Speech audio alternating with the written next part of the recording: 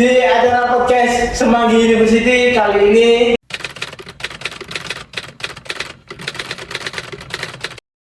saya tidak sendirian dan saya ditemani oleh rekan saya. Mungkin dari paling ujung ada Mbak Firda, Halo teman-teman. ada Mas Ibnu, dan sebelah saya juga ada Mbak Nafi. Oke, untuk mempersingkat waktu, pada kesempatan ya di mendung-mendung yang sedikit sadu. Nah, mendung sedikit sadu ini, kali ini kita akan membahas sebuah buku dari pertemuan di minggu kemarin. Kali ini akan saya tanya ke Mbak Firda.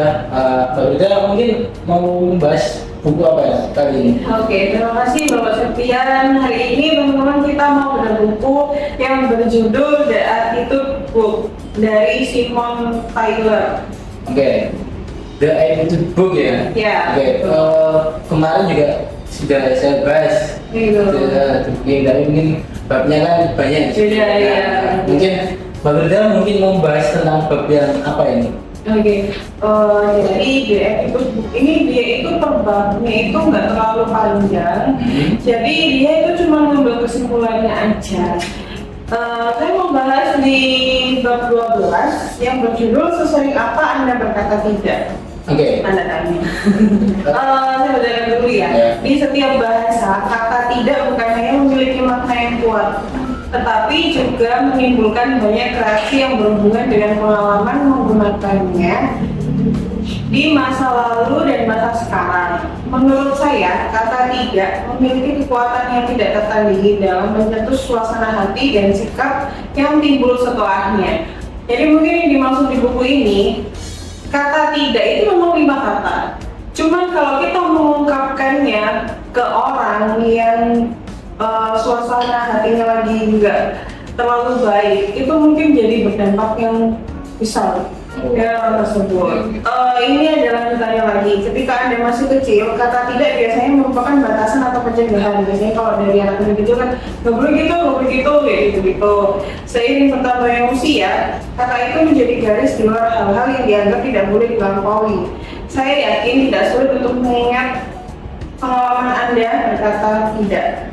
Jadi setelah kita ngomong tidak, atau sebenarnya kalau menurut saya tidak itu kan sebuah penolakan yang kecil gitu ya. Jadi kalau misalnya setiap kali kita berkata tidak, itu dalam buku ini tuh diyakinkan bahwa setiap orang itu pasti selalu mengingat kapan dia ngomong tidak, atau kalau bahasa sini kan enggak gitu ya. Enggak, Itu tidak. bahasa singkatnya apa? Iya. Kalau di sini itu kayak gitu.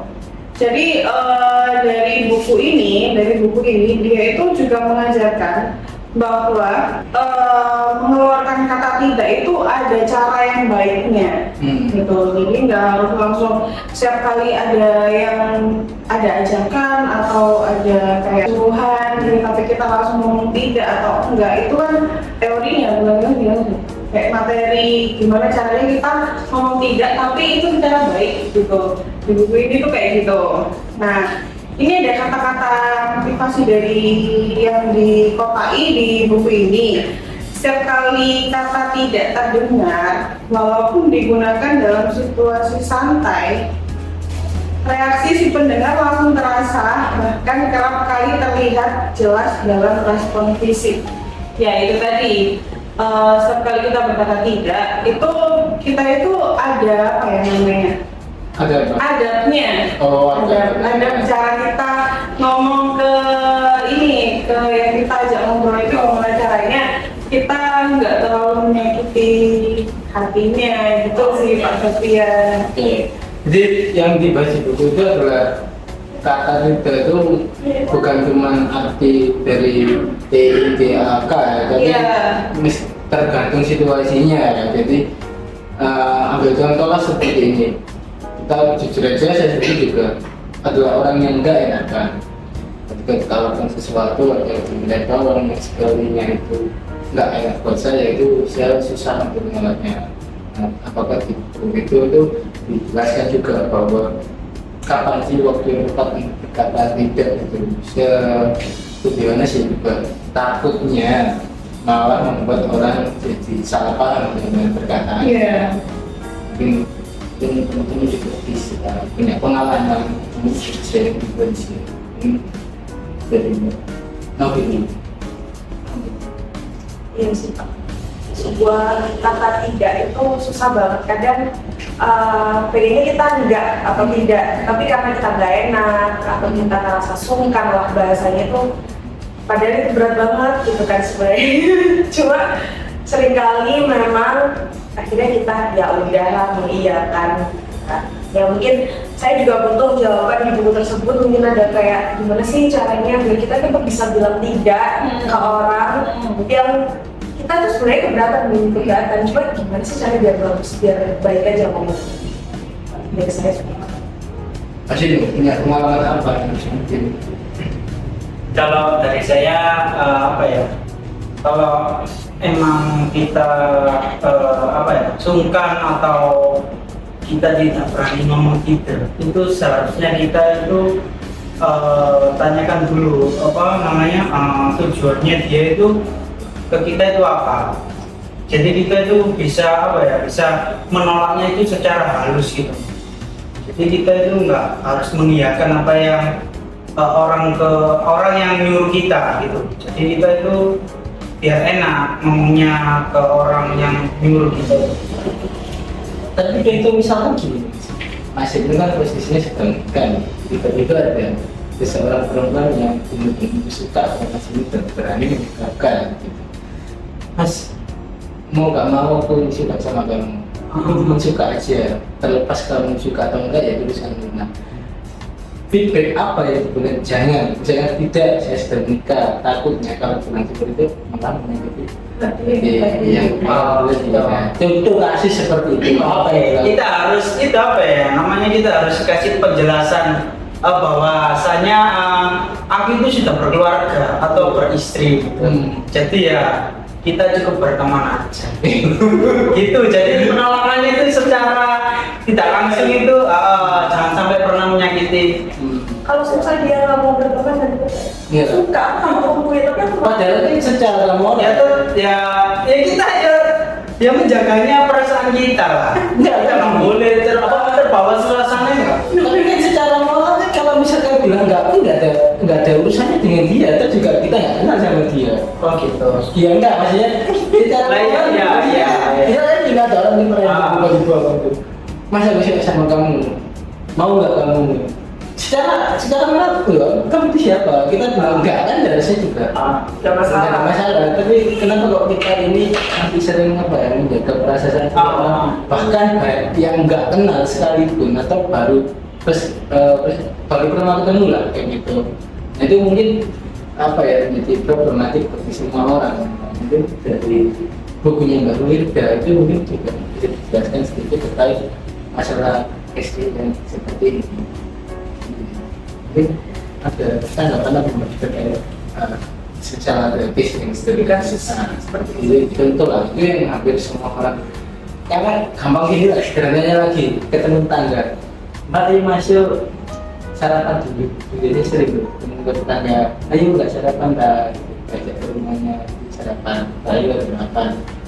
Nanti bilang tidak, tadinya bisa ngomong kalau dia nggak mau, yang nanti ngomong, ya bu, kita nanti pas kita kebebasan, pas kita mau datang itu kan diisi, mana yang itu masalah juga. Iya, itu masalah. Ya, mungkin di buku itu juga ada keterangan kejelasan lah kayak gitu. Apa yang harus dilakukan ketika menghadapi suasana seperti itu dan kapan harus benar-benar melakukan tidak. Oke. Jadi kalau di buku ini itu menjelaskan di bab 13-nya itu berkata tidak dengan baik. Jadi mungkin lebih ke gimana caranya sih kita itu bilang tidak tapi secara baik-baik. Jadi bukan case yang tadi soal tetangga antara iya atau tidak jawabannya yang dibingungkan gitu ya. Jadi di bab 13 ini itu dia itu kasih tips dan trik kalau kita bilang tidak ke teman atau ke rekan kerja, gimana caranya kita bilang tidaknya itu dengan baik-baik gitu. Jadi gini, sebelumnya orang itu kan minta tolong. Yang kita lakukan yang pertama itu kita cari tahu yang lebih detail. Orang itu minta tolongnya kayak gimana. Terus tanyakan tentang proyeknya. Untuk proyek selanjutnya nih gimana kayak apa ya? Selanjutnya terus gimana? Jadi dengarkan baik-baik apa permintaan dari temenmu lah ini. Terus habis itu sampai di mana, terus apa tujuan mereka yang sesungguhnya, apa yang mereka inginkan, siapa yang dapat membantu, persisnya apa saja yang harus dilakukan. Jadi di buku ini tuh gini, tunggu, dengarkan baik-baik dan tanyakan pertanyaan lainnya. Biarkan orang itu menjelaskan panjang lebar tentang keinginannya. Hasil berkata tidak dengan baik itu memberi banyak waktu untuk memikirkan kembali keterlibatan kamu. Jadi mungkin gini, kalau misalnya ada yang mau minta tolong, terus kita itu sebenarnya mau ngomong tidak, tapi kita masih nggak enak. Di buku ini tuh kayak diberi waktu kayak sebentar ya, aku tanyain dulu, mungkin tanya ke mana, apa ke temennya yang lainnya, atau misal dari case-nya kayak yang masih muda nih, kayak yang udah punya istri, aku tanyain istriku dulu. Kayak gitu, kita bisa menyelisih lebih jauh. Anda berdua, jadi kalian berdua yang tadi minta tolong sampai yang di mau diminta tolong. Iya, jadi menyelisih lebih jauh, terus kalian berdua itu bisa ini berdiskusi, cari solusi yang terbaik. Di buku ini tuh dijelasinnya kayak gitu.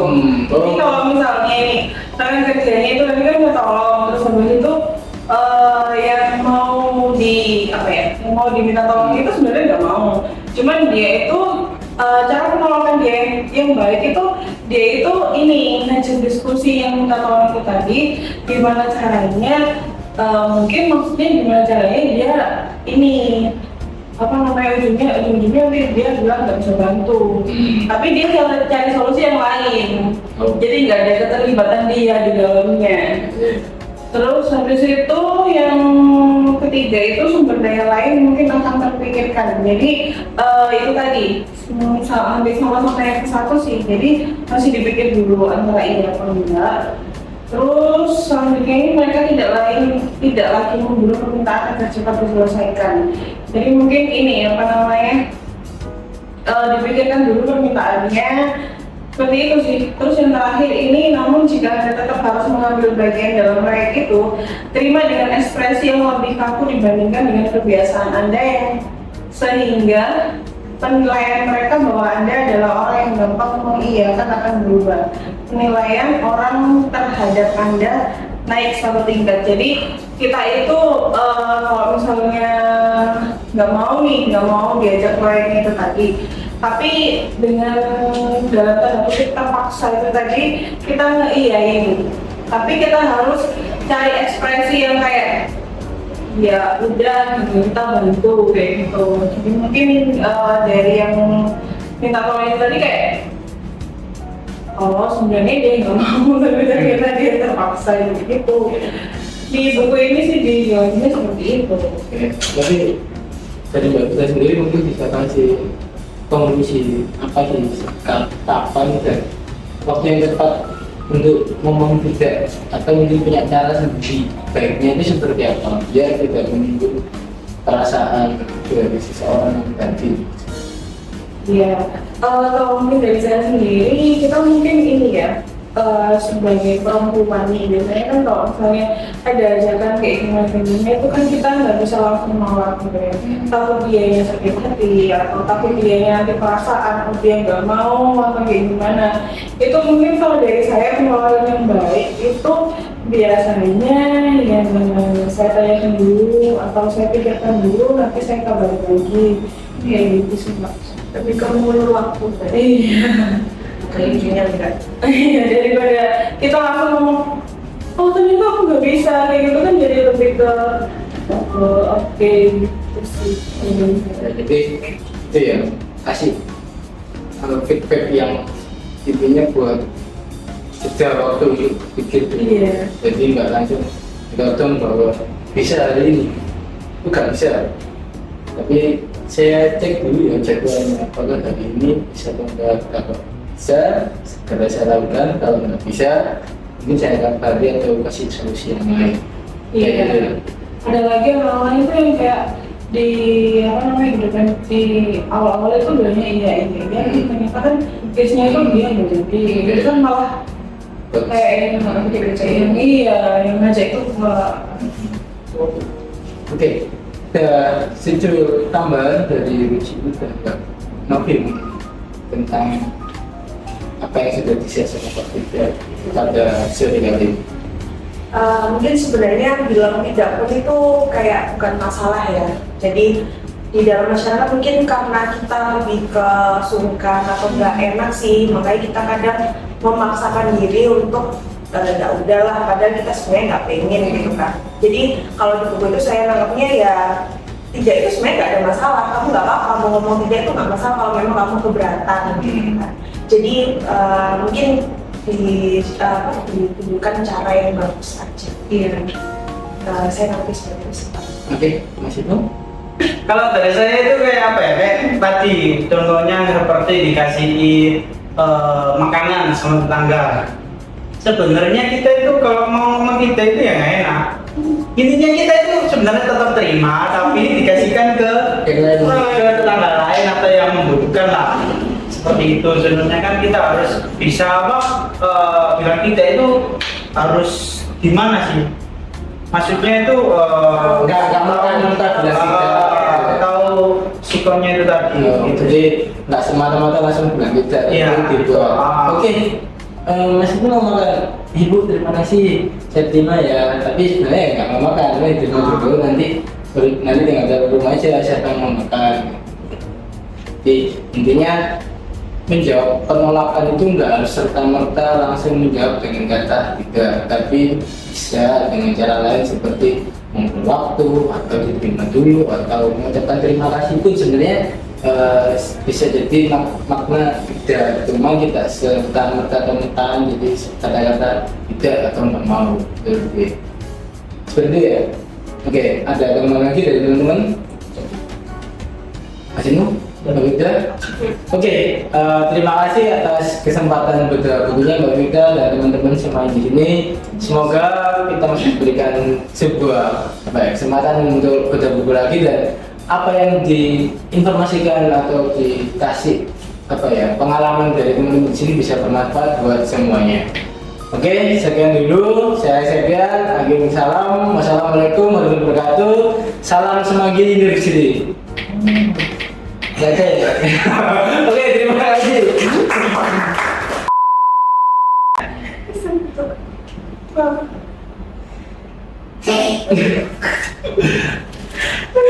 Ini kan case-case yang sering terjadi di sana. Oke.